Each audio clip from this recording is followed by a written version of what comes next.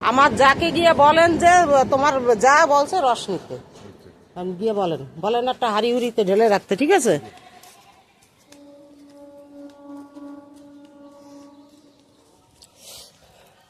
বহুদিন পরে খেজুরের রস ভাগে পেয়েছি আজকে।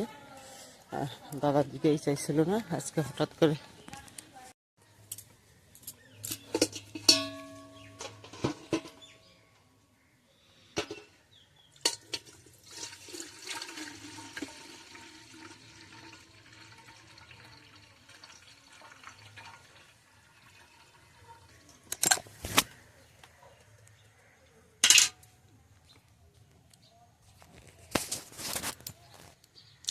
বন্ধুরা রসটা ছেঁকে নিলাম।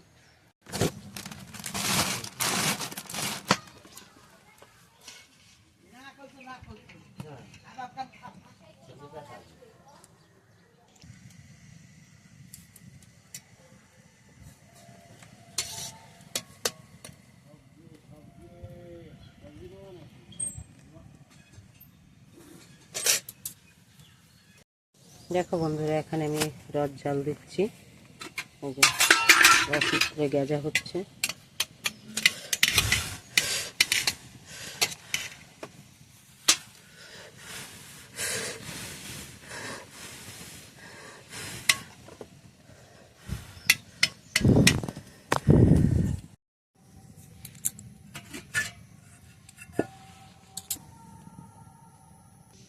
চাল নিয়েছি আমি সিদ্ধ চাল, বন্ধুরা আপনারা চাইলে পাতর চালও নিতে পারেন, তবে সিদ্ধ চালে রসের পায়েস কিন্তু খুব সুস্বাদু হয়। এখানে আমি নিয়েছি মাসুরি চাল, মাসুরি চালের পায়েসটা খুবই সুন্দর হয়।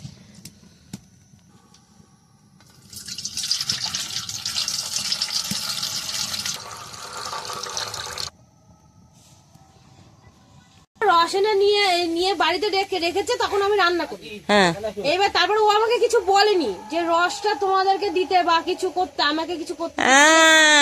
তুমি জানি না তুমি কি ভেবেছো রস দিতে বলেনি বলে আমি কি রস পাবো না? এই দেখো রস জাল দিচ্ছি, এই দেখো, এই দেখো চাল দিচ্ছি, পায়েস করবো।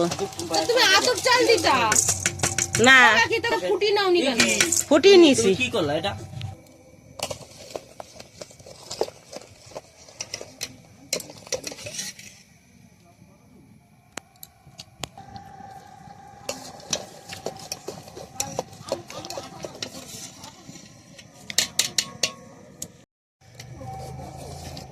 বন্ধুরা প্রায় আধ ঘন্টা হয়ে গেছে ফুটছে, আমি দেখা যাচ্ছে না।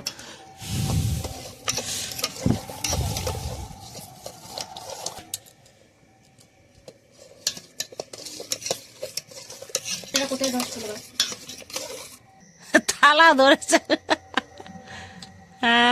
হয়েছে? আর কিছু লাগবে না, আর লাগবে কি? করে খেয়ে দেখুন, আশা করি ভালো লাগবে। গ্রামগঞ্জের পায়াস হচ্ছে রসের পায়াস, শীতকালের পায়াস হচ্ছে রসের পায়াস। বন্ধুরা আপনারা সকলে বাড়িতে করে খান, আশা করি ভালো লাগবে।